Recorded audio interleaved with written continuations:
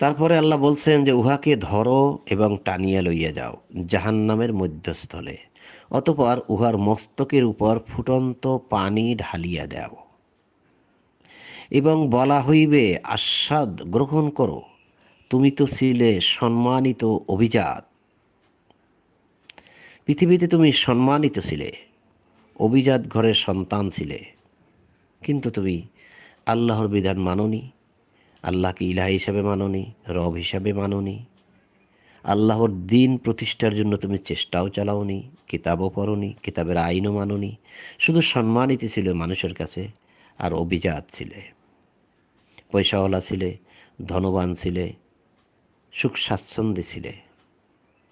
আর এখন কি বলা হচ্ছে তাকে?